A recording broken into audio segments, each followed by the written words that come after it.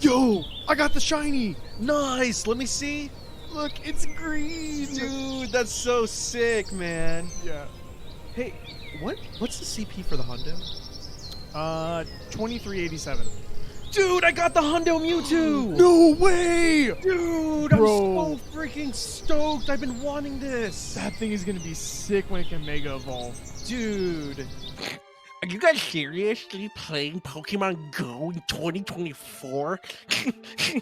What losers? Why don't you guys play a real game like Overwatch? That's totally a dead game.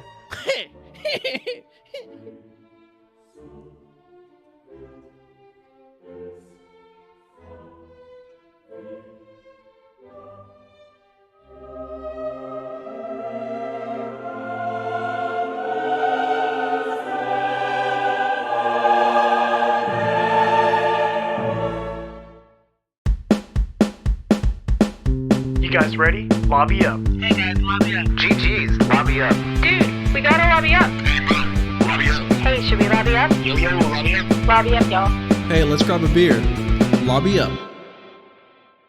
How's it going, everyone? Welcome to Lobby Up. It's Matt and Lewis in the house today talking about Pokemon Go. Pokemon, gotta catch 'em all. It's you and me. I know it's my destiny. Oh man, we've been waiting to do this episode for a hot minute, guys. And I know a good chunk of our subscribers are probably like, really, guys? Really? Pokemon Go? And to you guys, I say, yes, Pokemon Go. It's felt kind of wrong having a podcast for almost a year now and not even talking about Pokemon in a whole episode. So yeah, this is long overdue. I mean, granted, I would have loved to have talked about Scarlet and Violet if they were any good. And granted, also, those came out a while before we started the podcast, but yeah. I'll be honest, it'll probably be like a challenge of me actually finishing the game on stream or something, because it's going to take a lot for me to go back. I dare you. Please don't dare me, because then I'm going to have to do it. So, Pokemon Go, guys, this is a game that Matt and I play religiously. And not just Matt and I, we have a whole group chat dedicated to Pokemon Go. Johnny Lay, my wife, Matt, his wife Sierra, and our friends Murph and Austin all are in our group for Pokemon Go. Right. And we are avid players. We are actually going to be attending Go Fest. And there is a very real chance that you are here because you met us at Go Fest, because we are going to be actively trying to talk to the community and get involved. We may not be a Pokemon Go page, but we are lovers of everything Pokemon, especially Pokemon Go. Absolutely. So going right in, today's episode is going to be more about the past, the present, and the future of Pokemon Go and how we feel about each era of this game. So going right into the past, I want to talk about the beginning. Summer 2016. Things were just wild in the Pokemon world. Dude, it was such a time to be alive. And it's one of those things that it makes me feel old saying it, but it's like, you had to be there. Absolutely. You know, because it didn't matter where you went. If you saw people looking down and they were looking at their hand, you didn't even just assume that they were like texting or whatever. You're like, oh, they're playing Pokemon Go. Like every single person. People are slowing down traffic. I mean, everything that we see in the game today, for like a good solid week, we were all figuring out how to live as Pokemon Go players. Like they had to add in the whole driving situation where if you're going too fast, you can't play. God, that's right. Like I That forgot wasn't that even- was added after the fact. Yeah, it wasn't even a thing because people were getting like accidents and crap because they just were constantly trying to catch Pikachu, and because that was such a rare thing back then. So yeah, it was just a wild, different time. Closest we've gotten to world peace, I swear. God, yeah, that was during. I'll never forget the Pokemon Go to the polls thing during the presidential election. I'm like, this has reached such heights that a presidential candidate is like banking on the popularity of Pokemon to get people to go to the polls. That was so cringe, but that just shows how in the zeitgeist, how ingrained that was, not just in the United States, but literally across the planet. Yeah. It brought us together. And I know that you have the numbers for like the peak active players. What was that? Yeah, so when it came out, within the first few months of the game, The peak active players actually reached 232 million people, which is pretty insane because that's like what? That's a pretty good chunk of the entire planet. Yeah. I mean, what's the population of the Earth? 8.1 billion people. And out of those 8.1 billion people, 232 million of those people were nonstop on their phones out in the middle of the night playing Pokemon Go. And that actually brings me to one of my favorite early memories for Pokemon Go. My little brother, Andres, if you're listening, shout out to you, and my wife. We all used to go out at 2 a.m. like playing Pokemon Go all over our small little town called Mascot. That is BFE, Florida, and we were going out nightly trying to just get Kanto Pokemon. There was no shinies, there was no nothing, dude. It was just the pure adrenaline of trying to complete the Pokedex. So one night, Andres and I had the Pokemon Go itch, and Johnny Lay's like, nah, dude, I am good. I am done. I am not trying to go out. It is like 3 a.m, guys. I'm going to bed. And Andres and I are like, dude, we got to go. We got to hit this grind. No XP waste up in here. So we went to downtown Groveland, and we were playing 3 a.m. And we weren't driving around. We were literally, bro, walking over downtown Groveland at 3 That's a.m. wild. And, bro, in the bottom right corner where the Who's That Pokemon silhouettes show up, there is a wild Charizard just out in the open. So the thing is, back then, for people who weren't playing back then, you could actually track these Pokemon. Barely. There was, yeah, exactly. When it worked, it was actually pretty cool because you just got like a certain number of little monster steps. And if there was more of them, you knew it was really close by. And so if you kept walking, like, say, north, and then all of a sudden it went lower, you're like, oh, I got to back up because I got further away from it. It was like a radar system. Yeah, dude, I kind of missed that. It was so great. But so this Charizard pops up, man. We're like super stoked trying to get this tracker to work. It's not working. And we're like all over downtown Groveland trying to figure this out. And it appears, dude. And me and Andres are like freaking out like there is no tomorrow. And we're like, it's a Charizard! It's a Charizard! Granted, this was like day 3 or 4 of playing Pokemon Go. Oh my We're God. super stoked. And I throw my Pokeball and I catch it. I am over the moon. But Andres throws the Pokeball and the servers start to go down as the ball is shaking. And we're just like, we're letting it, the ball do its thing and shake and shake and shake. But then I'm sure early Pokemon Go players remember this. The little Pokeball circle of death just appears on the upper right corner where it's like constantly loading and nothing's happening. So we're both looking at each other. We're looking at his phone for 5 minutes.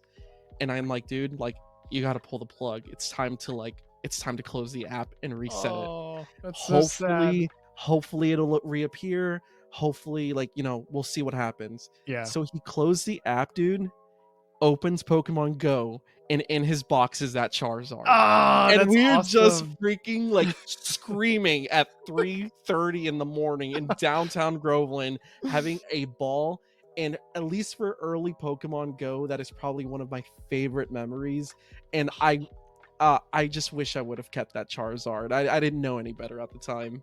That is so sick, dude. Like, those evolved Pokemon were so rare back in the day. And like I said, dude, even just Pikachu was so rare. Yep. All you saw everywhere. My wife calls it the worms, the birds, the rats, and the bats.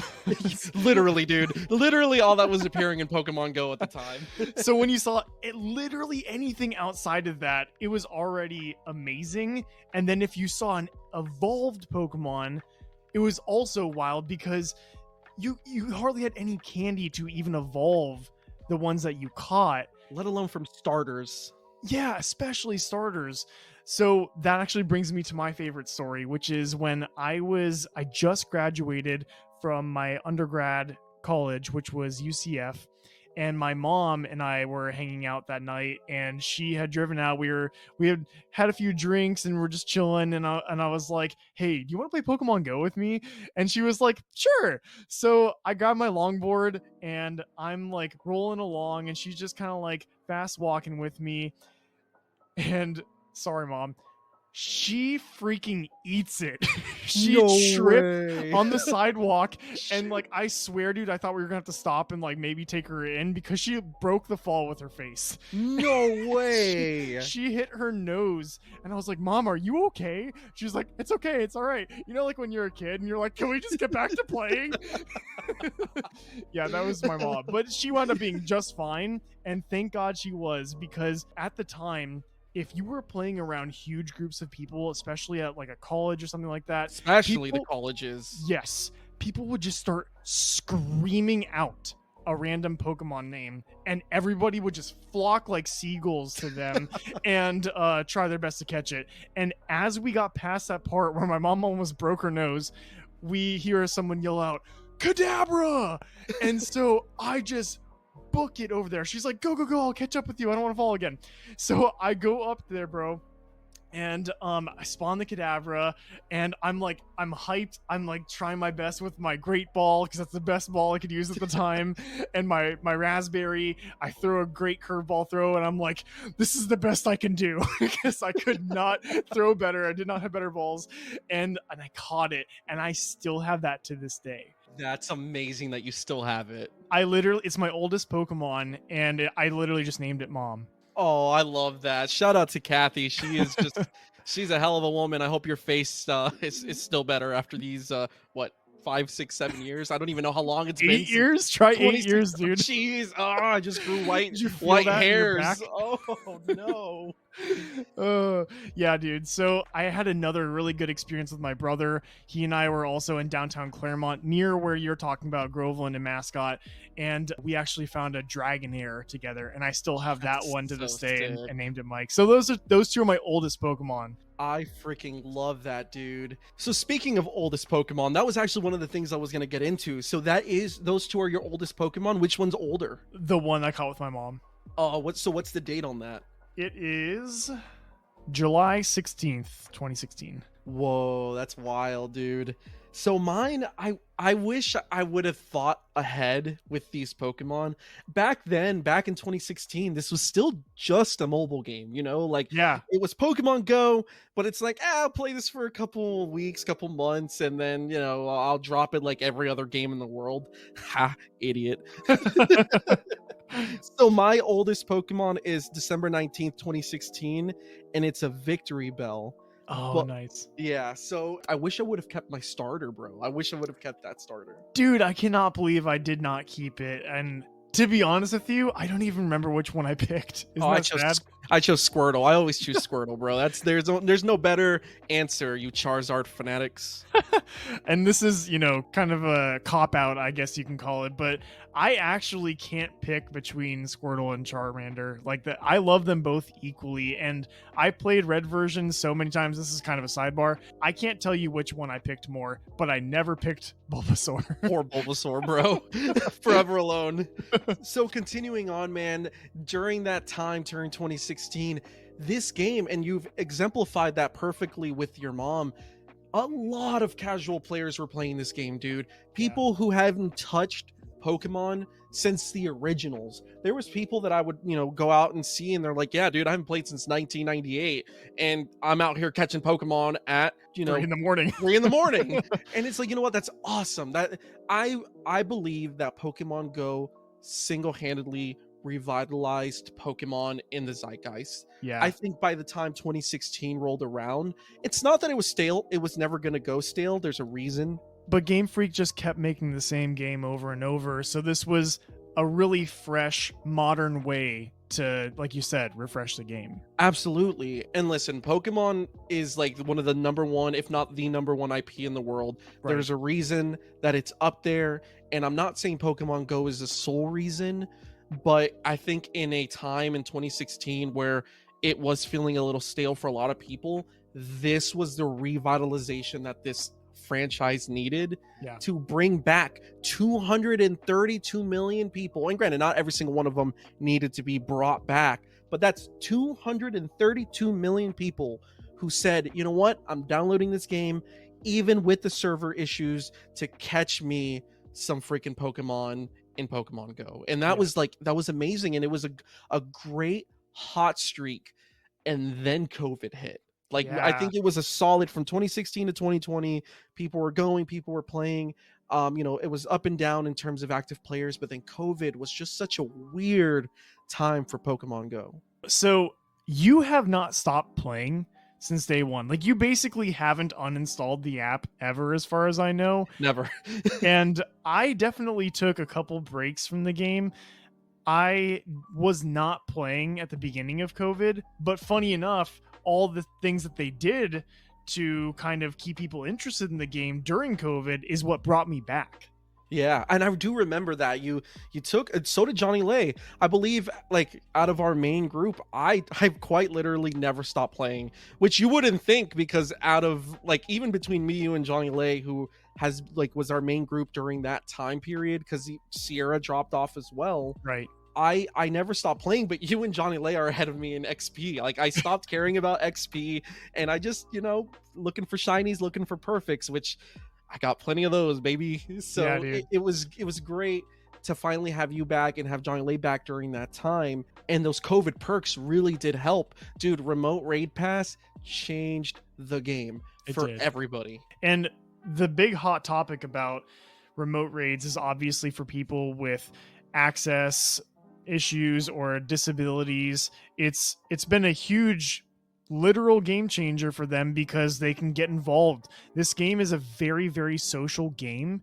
And if you are not playing with other people to some capacity, you're kind of playing the game wrong. And so these people that have no choice but to access the game the way that it's designed, this was a huge win for them.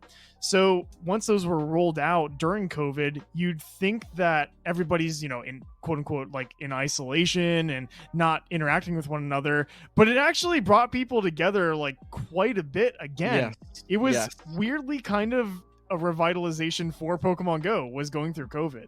Absolutely. And because we're all trapped in our, I mean, not all, you and I are in the healthcare field, so we Right. were out there like swimming in COVID. But when we were home and we couldn't go out anywhere, we had Pokemon Go. We had our friends that we've met along the way for those first couple years. Yep, I said it. And we got to do some raids, and then the egg perks where like it was easier to hatch eggs, and they really did set us up for a lot of disappointment in the present day, and we're gonna get to that. So as we creep up into present day, I have to ask, in the past, is there any regrets from your early days in Pokemon Go? Dude, honestly, probably not buying all of the incubators at the price that they were at. Should have bought thousands and thousands and thousands of incubators, because that's how much we've spent up until now anyways. No, I'll say, and this is just Pokemon Go confessional time. I actually did for a small period of time spoof, and it's still kind of like the one thing that I really wish that I just didn't even do, because it really ruined the game for me at the time. This was before COVID, and I saw all these people who were able to get easy access to raids and be able to constantly be able to spawn Pokemon without even leaving the house. That was obviously super appealing. And, I did some mental gymnastics in my head to justify it. I remember that. Yeah. And so it got to a point, though, where, like, even with all of that at my disposal, it just became not fun. And so I really wish that I just hadn't even done it. In the grand scheme of things, it didn't really give me like a huge advantage. I've either traded away or just straight up transferred a lot of the things that I got from it, like the hundos or shinies or whatever. And I'm still to this day purging a lot of it. Most of my XP grind was not during that time either. It didn't really help me with like XP. So, I mean, I don't really have too much of a regret because I've been kind of like atoning, if you will. But I would say it's probably the biggest regret. Fair. And then for me, you guys have heard up until this point, I should have kept those early Pokemon, the special Pokemon. I should have kept my starters. I do regret that, but I mean, you live and you learn. And even now, I have some Pokemon that later on, during special moments, I've saved them. So I've also atoned for that regret that I've had in the beginning. But Right. moving on, let's get on our time traveling machine and let's get to present day Pokemon Go. Oh, I just felt 8 years of back pain all at once. Take your ibuprofen, take your aspirin, your Tylenol, your analgesic of choice. It's 2024. What do our numbers look like? So right now, the most recent source that I'm having says that it's a little over 81 million active players on average. Which is nothing to scoff at. And, you know, this is just proof that those who say the game is dead don't have any idea what they're talking about. Yes, we're not at 232 million players, but that was also taking into account the casual players, the people that played for a couple weeks and then dropped it. This is 81 million people that have stuck around since 2016 and, you know, sprinkled throughout those who return. But that's a lot of people, dude. Yeah, it is. And if you think also about the way that Niantic makes its money, the way that they have advanced how they use location data, the way that they have expanded their in-game shop, and the way that they also microtransaction on research and in-person events, that has all been expanded tenfold into comparison of the first year, which was virtually nothing. You could just get some premium items like incubators, but what were you hatching back in 2016? Oh my god, Caterpie, Pidgeys, and some Zubats here and there. Right. But so here at Lobby Up, the way that we kind of gauge the past, the present, and then as we get on later, the future, which is pretty easy to gauge. But the present to me is everything post-COVID. Right. Post-COVID's redaction of COVID bonuses. Yes, literally that, exactly that, actually, because that was the big shift that has us to present day. They took away the granted, the last thing they took away were the remote raid passes and the nerf to that, but they took away the easy hatching, the incenses being able to spawn Pokemon every 30 seconds. And they also tried to take away the expanded ability to interact with your surroundings by, I think, like an extra 40 meters. Which was crazy when they did that, because that was such a hard difference, dude. Yeah, going from your original distance of being able to swipe a Pokestop or see a Pokemon on the ground of 40 meters, and that was all you knew back in the day. They expanded it in COVID times to literally double that distance. It felt like you were playing on drugs, and then all of a sudden they just pulled the line, and literally everybody was in a riot. I personally felt like I was ready to just right then and there delete the game. Within the week, they put it back. But I partook in the protests where nobody played for a week. Somebody in this studio did not. I did not partake, and I got 2 shinies the day that everybody quit for a day. Actually, I think it was a couple days. If I don't remember the exact protest, but it was everywhere across the internet. Any Pokemon Go related group was like, "Do not play." And I'll be honest, I'd love to believe that worked, because they did bring it back. Like they saw that we were rioting. They're like, dude, we need this money so bad. Please, guys, I'm so sorry. But they didn't budge on the remote raid passes, which to this day is a big stickler for current players. How do you feel about the remote raid pass nerf? I'll be honest, dude. I was virtually exclusively raiding remote, because you could just pay 250 Pokecoins for 3 of them, which was amazing, and you could raid all day. They didn't care. You could literally wake up in the morning and not stop remote raiding until you fell asleep that night, and there's no restriction. Now you can do 5 in a day, and the standard cost for remote raiding has like more than doubled. So it's a huge nerf. And now they try to roll it back like it's some big perk when they expand the limit for the day up to, I think, usually it's like 10 to 20 raids. Which I'll be honest, like when they first nerfed the remote raid passes, I was really pissed off about that. Yeah. I was angry. I'm like, this is so dumb. As time has passed and I've gotten different opinions from different people and heard different sides of the argument, I feel a little different. I think that remote raid passes in the state that it was during COVID was not sustainable for the community. I do believe that if we would have kept with the unlimited raid passes, 100 coins, people weren't going out anymore to raid in person, which I do believe the community is the most important part of Pokemon Go, because you've seen what a city looks like without a community. Because right now you're currently traveling as a nurse, Right. and you've seen great cities and you've seen crappy cities, and it all depends on the community that's present in that city, correct? Yeah, and so that's the big issue, man, is so backing up a little bit first before I get into that, I think that a better response from Niantic, instead of completely discouraging remote raids, why didn't they just give a lot of benefit to in-person? Which they did give benefits. They were okay. You would typically get a little bit more XL candy, or maybe a couple more perks from the raid. You get more energy from mega raids, whatever. But it wasn't that much more than what you would have gotten from a remote raid, which was Yes. getting a chance to catch the legendary or whatever you're trying to catch. So the thing is, they should have just kept remote raiding the same, but hugely incentivized in-person raids. And that would have literally resulted in no backlash from the community, literally none, because there's no reason to get angry. It would have been only perks. You would have now had more of a reason to play in person. And also, you have to have somebody at least relatively close to the raid in order to do a remote raid, because somebody has to be the host. So whoever is going out and doing that should get rewarded. And I think that it should be a lot better than just doing the remote raid. So here's my thing, and this is what I saw from my own personal experience. During the height of remote raid passes, that's the only way I could get a raid, period.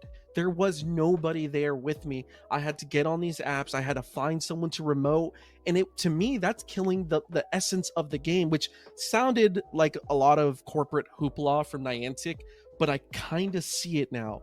It was Johnny Lay and I, and we could find nobody in these places that used to have at least 10 people ready to go to raid.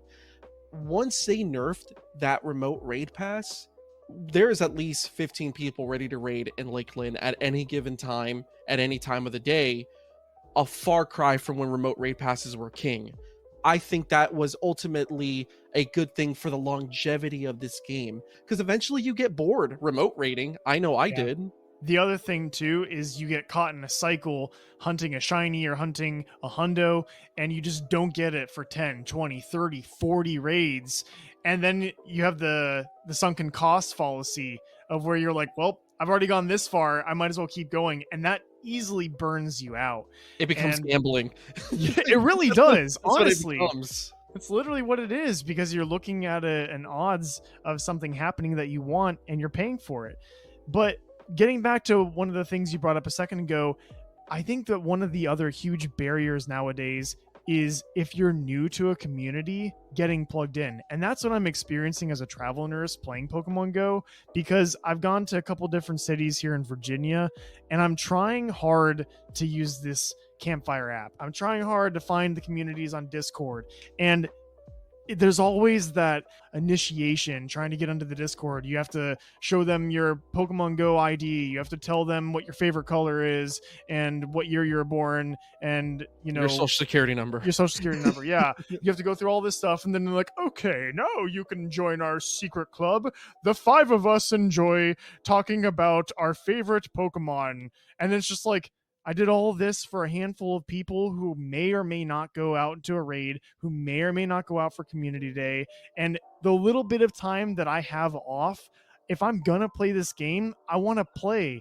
And it just feels like I'm constantly getting bottlenecked by the community that is supposed to be the driving force for this game. And Niantic, in their defense, did come out with Campfire, which is a whole separate app just dedicated to trying to organize communities, organize raids and events and all that. That's great. The rollout sucked. It took like 6 months. You had to this is another Discord situation. You had to know somebody who knew somebody who was on Campfire already, and they had to invite you. It was I'll be honest, I don't even know who brought it to our group. I don't who had the first night. I think that Campfire Austin code. and I wound up getting in it, but it took a while. When it first started, you would just go on Reddit and pray to God that some person would just be nice enough to invite you, and then you'd have to try to invite other people. I don't And even use it. I don't Dude, use Campfire, bro. I don't use it. I'll be honest, I only use it now to be able to see raids near me that are going on, because you can see if like there's a mega whatever that you are hunting for. If you're able to solo that raid, you don't need to depend on people showing up. You can just see that it's on the other side of town about to hatch in 20 minutes, and you can just go drive there. That's what I use it for. I basically never use the app for its intended purpose. Thank God Giant Lane and I can duo most 5-star raid bosses, because geez, I don't miss having to hunt for people to raid with us, which granted, it's like I said earlier, it's a lot easier to get raids now in Lakeland because we know that where the raids are happening. Right. But if you could fix remote raid passes, how would you fix it? Bro, I would just revert it to what they had. The 250 for 3 passes was perfect. That was fine. And as far as the limit to raids, I don't think that's the answer, because you are literally, as a developer, bottlenecking the amount that your players can play a game that you are trying to support playing. So how do you justify that? You're trying to say that, oh, well, you should just be able to go do unlimited raids if you go in person. Well, there's a bunch of legendaries that people shiny hunt, hundo hunt, and even during raid hour, you can only do so many of them as a community. But the thing is, if you have remote raiding, you can do it on your watch, because somebody on the other side of the country, it's the beginning of the day for them, and they can just invite you. That was the beauty of remote raiding, is that you could play the game on your watch. And yeah, did that take away from you going out into the community? A little bit, but you could also coordinate with those people. You could always help them out. You've said it yourself that remote raiding is great and all, but you always prefer raiding with your friends. Yes. So you have to trust as the developer that your players are going to play the game the way that they want to, and that when you take away that freedom, you're just de-incentivizing players to even play. I guess for me, and I guess to answer my own question, in order to keep the community alive, I think the restriction, for the most part, was somewhat necessary. I think they went about it completely wrong. First and foremost, if I could fix it, instead of 5, I think 10. I think because, I mean, the deeper your pockets, the easier it is for you to get whatever you want, and people make a business out of selling these Pokemon, these shinies. Like, it's kind of crazy. There's a whole black market for Pokemon Go that's completely run by just people with the deepest pockets, and they make their money back. So I think a 10, and granted, when there's a will, there's a way, and I understand that, but I think 10 raids with the original raid price is completely perfect. Yeah. They raised that price too much on those remote raid passes, and it completely, I don't use them anymore. I need to be really desperate to try to use remote raid passes to get what I want. I did when Primal Kyogre came back in town, and I was like aiming for that hundo because I'm still missing that hundo, and I went hard on remote raid passes, and I had nothing to show for it. And then at the end, I'm like, damn, like I wish I wouldn't have spent all that money on Kyogre. So I think a 10 remote raid pass limit with the same price would have done the exact same thing that they were looking for. But at the end of the day, I guess they have some sort of crazy plan that we're just not seeing. But you know, what can you do? And then they went ahead and brought shadow raids, which you can't even remote, and I hate that. And that's the thing, is like, I don't even really do them, to be honest. Sometimes a specific one will come up, and hopefully you and Johnny Lay can pull out the iPad and come through for me and grind away, and I love you guys for that. But basically, if you guys aren't able to, then I'm screwed, because I don't have that community. I don't have the ability to just go out and whip out 10 raids in a day or more, especially if it's like Mewtwo and you're trying to grind hard for it. I want to go out and raid, but I usually can't. And that's a huge problem. If you're getting in the way of your community even playing your game, you're doing something wrong. Yeah, but listen, we've been a little bit on the negative for present day Pokemon Go, but it's not all bad. I've seen a lot from the community over the last couple years in present day Pokemon Go. Specifically, shout out to Matthew down in Largo. Him and his boyfriend have this huge community at Largo, they were on the news. I saw that. They were on the news for gosh, what was it? I don't even remember. It was the for a event. community day. I can't remember which one it was, but it wasn't too long ago. It was within the past few months, I think. And they made it on the news, and they're like, yeah, come on down to this park in Largo. We're here playing. We're a great community. And every time I'm working down in Largo, because I'm similar to a traveling nurse. I'm an agency nurse, so I'm all over Florida, from Daytona to Largo. And every time I'm in Largo, I make sure to visit my friend Matthew, and on my breaks, jump into the park, do a couple raids, get a hundo spritzy, thank you for that, and enjoy the community that they've built. And I guess that's what I was getting at with the remote raid passes. Communities are popping up, and they are like filled with people. Johnny Lay and I are part of the Lakeland community. There is dozens of people that are Mewtwo raids. Nothing. There's like 20 people, 3 lobbies of 20 people trying to get this Mewtwo. Pokemon Go is, at least in Lakeland, alive and well, and I'm happy to see the community thriving in 2024. Absolutely. You go anywhere in the country, anywhere in the world, really, and there's people that are playing Pokemon Go. In Japan, raiding is huge. You show up to a raid and everybody is just there, don't know each other, don't talk to each other, go into the raid and then walk away to their work or to their lunch or whatever. But it's huge there. And I'm hoping that to some degree we can get to that level in the States.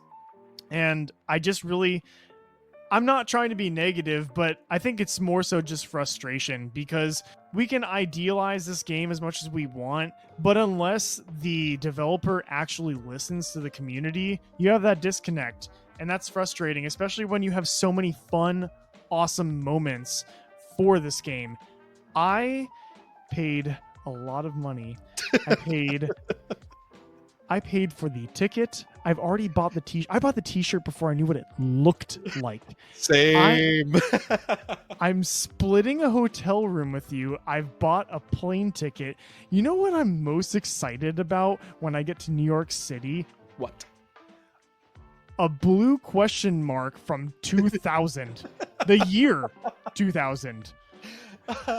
That's what I'm going to New York for. And that's the thing, dude, is if I get that shiny unknown, I'm going to lose my mind. I'm going to freak out. Like, I can already tell you right now.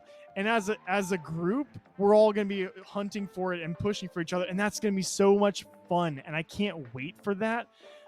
But man, sometimes it is frustrating along the way. That's all it is. And that's fair. And again, you're traveling, all up the East Coast right now with nursing, so you're not getting your roots into any given community. You're just trying to fill in to these different communities. And I guess I'm in the opposite end, where I'm in a place where, like, the community's there. I just show up on any sort of Pokemon event day, and we know that there will be people there. Right. And I guess that's the duality of playing in the States. Another rebuttal to those who think this game is dead. Like you said, Asia is just all of Asia. It's popping. It's just going off over there. It is a magical wonderland for Pokemon Go players, and Asia is probably carrying the rest of the world in terms of players. So like, them alone is proof that the game is not dead. But I agree with you. I don't want to be overly positive either. There's a lot that Niantic could do for us. The way they rolled out our avatars was atrocious. It was bad. And my biggest gripe with them is that they knew it was bad when people were beta testing it.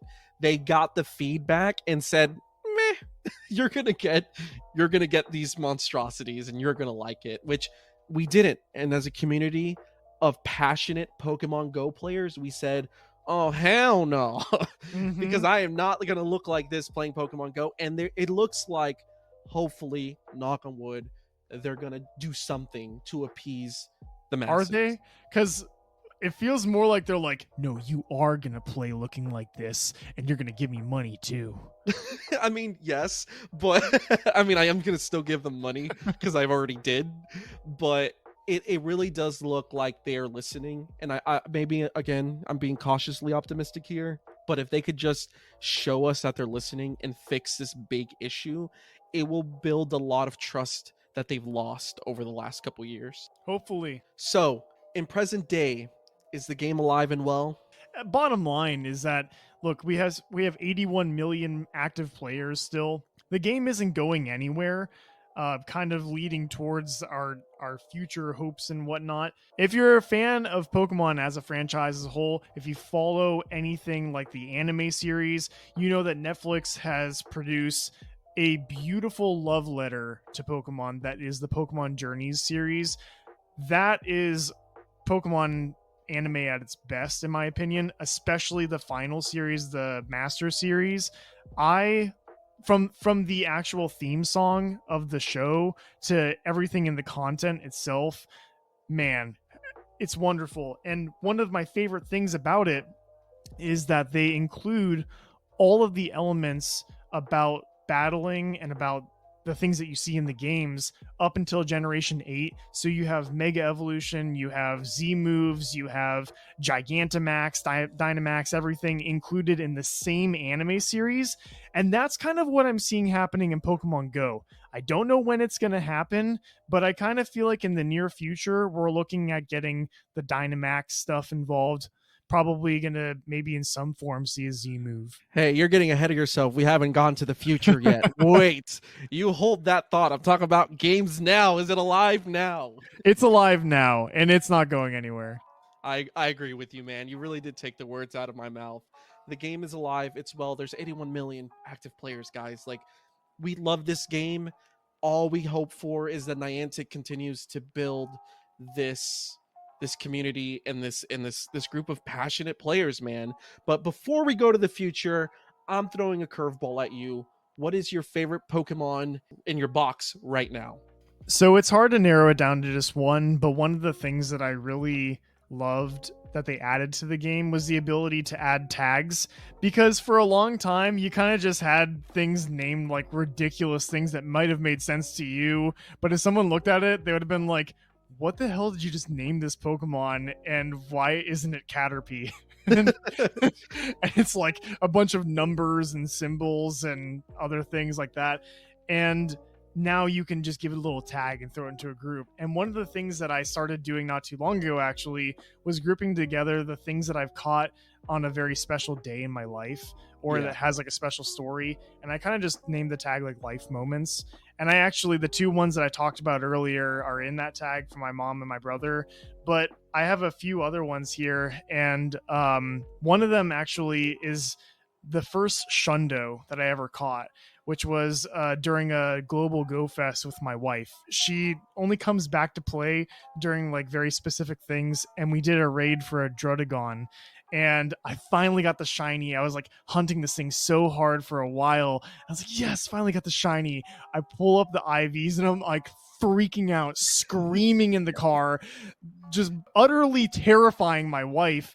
And she's like, why are you freaking out? And I just show her the Shundo, and she's just so sick. Jaw drops on the floor. But one of the other things is that my wife and I, like on one of our anniversaries, which funny enough, we got married on April Fool's, and one of the April Fool's events was a Ditto one. And so I actually got a shiny Ditto on one of our anniversaries. That's And amazing. And a couple other things that, you know, my wife and I are going through, not quite ready to share with the world yet, but we're going through some pretty huge life stuff. I've gotten some more shinies on those days, and I'm very proud of them. That's amazing, man. You know, speaking of your wedding, I got a Hundo Mamoswine the day after your wedding when I was in Bryson City. I have it. I got it in a raid. Oh, that's so sick. Yeah, the day after your wedding. So I guess if we're talking about tags, my favorite tag, and you know this. Oh yeah, I already know where you're going with this. Oh yeah, if you guys are following our channel and you guys have seen my Godzilla episode, I love everything kaiju, and not just Toho kaiju, just any big old monster that's destroying things. I am a fan, and I have a whole tag dedicated to my love of kaiju. And every time I can think of a Pokemon that belongs in that category, I get giddy. But the thing about it is I don't just tag anything. Like it needs to be a perfect of that kaiju. like a 100% IV. Yeah, so like my Tyranitar is Godzilla. It's not just any Tyranitar, it is a Hundo Tyranitar. And I actually have so many Hundo Tyranitars. There's different versions of Godzilla that I've named it, but I That's awesome. love my kaiju tag. It's my favorite thing to do in this game. Still But- hunting that Mothra. Oh my god, I need that Larvesta so I can get an honest to goodness Mothra. And a dude. female too, Yeah. nonetheless. And I want a Turnator for Gamera. So like I really Oh, want okay. this stuff, guys. I love it. But right now, if I have one favorite Pokemon and there's history behind it, I have a lucky, shiny, purified Hundo Lugia. Shundo, actually, it's a Shundo technically, but what would you call that? A Schlundo? It's everything that you can check Too many off. things. Everything that could be checked off for this Lugia, down to it being my best friend, is checked off like the box. I guess a purified Schlundo. That's what it would be. And just a quick sidebar, I had a Hundo Lugia run away from me, Ugh, it hurts. and it's the only Hundo that has ever ran from me ever. I mean, granted, that I know of in terms of raids. Yeah, I'm sure I've had a regular Hundo run away by accident, but in a raid, it ran away from me, and for months I hunted this thing. To get this was the redemption I needed. They say if you set something free and it comes back to you, it was meant to be. And it was, and I'm writing that purified Schlundo all over my imaginary skies. That's So- awesome. Let's go to the future, and we're gonna wrap this episode up. So we are in the future. Amazon owns everything. We're in a dystopian America, but Pokemon Go is still here. Do you Jeffrey Bezos. So do you think that we're still going to be playing this game in 10 years? Do you think the longevity is there? And if you do, what are you looking for in the future? Yeah, I think as long as the servers still exist, at this point the app is probably going to be on my phone. How much I'm going to be playing is the big question. I have been discouraged. Obviously, we've made that clear in this episode. But the thing is, I think that this game is going to survive as long as Pokemon is a thing, because it doesn't make sense for it to go away. Yes, they are finally starting to get caught up with everything, but there's a lot of possibility there. We're already starting to see that they're adding mechanisms into the game that are true to the mainline games like Fusion, Mega Evolution, and like I kind of mentioned earlier, like I think we're going to get Gigantamax and all that kind of stuff. So the possibilities are there. It's all up to the developer to do something with that. And that's a very touchy topic, obviously. This is kind of my headcanon about them. I don't think that Niantic is a huge lover of Pokemon. I think they love how much Pokemon makes them money, Yeah. but I don't really get from them. At this point in my life, I've played enough video games to know when a developer loves the game that they're making. And I just don't get that vibe very much anymore from the lack of communication to the community. There's a lot of things that need to change if I'm going to become as passionate as I was about this game. For those of you that don't know, I'm level 50 and I have a 250 million experience in this game because I loved grinding it out. I was so passionate about it. I loved it. And I kind of see them raising the level cap once again eventually. And at this point, I don't know how motivated I am to grind that out again. I don't know how much I'm going to be wanting to play all day, every day, and try to do all the events because it's already a lot. I need that extra motivation. And Yes. right now, it's just not quite there. Granted, I'll keep playing. But I think what I'm most excited about in the future is to see a game that finally encompasses all of Pokemon. We've never gotten that. We've never had something that allows you to do every single aspect of the game. And if there's a game out there that is going to be capable of it anytime soon, it's Pokemon Go. Unless, of course, Game Freak pulls some crazy thing out of their behinds and they make like a big MMO. That would be wild. Yeah, that'd be crazy. But I don't really see that happening anytime soon. I think that this is going to be that answer, honestly. If they want to do something like that, they could turn Pokemon Go into something that you can play not just on your phone, maybe in VR. I know that Niantic's huge interest in augmented reality could motivate something like that, and that would be super exciting. That could get everybody back into it, but only time will tell. Fair enough. And I guess for me, I believe the longevity is there. It's not gonna go anywhere. I swear to you, and I've told you this before off mic, Pokemon Go would exist without Niantic before Pokemon Go disappears. Totally agree. They will take Niantic out as the developers and find somebody else to do it before Pokemon Go disappears. They make a lot of money off of us. Yes. A crap ton. And Nintendo loves their money. So, because ultimately I'm sure Nintendo gets a cut from this. I believe it's not going to go anywhere. But what I want from them is they need to start rolling out the Z moves, the G Max. Like, I want to see more of that. Get me excited for those. Because I'll be honest, like, they messed up the Mega Evolution so early on, it didn't catch on for me. And you still can't properly use them in Go Battle League unless it's a special occasion. Yeah, they're literally not allowed in the regularly occurring ones. You can battle against a friend or against rockets with them, but they never have like a mega league or whatever. Yeah, so like other than candy, like what's the point of that? So like I'm ready for the next set of gimmicks from the game to be in Pokemon. I'm ready for them to overhaul Pokemon Battle League. I feel like it leaves a lot to be desired, and that's that every season I get all 5 pages done to get the Stardust and the XLs. And those elite TMs. And every season I do it, and this one's no different. So like I play it, but I'm ready for it to expand and go further beyond what we have. But ultimately, I think that the future's bright for Pokemon Go. I do think that with the Go Fests that are happening and these in-person events, if they brought those in-person events to more places, it doesn't have to be a Go Fest.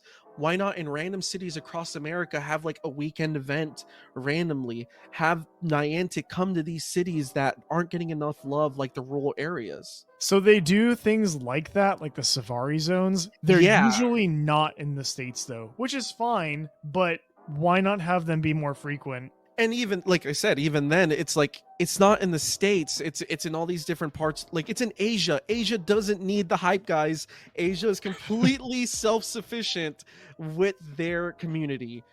The United States needs to pick me up right now.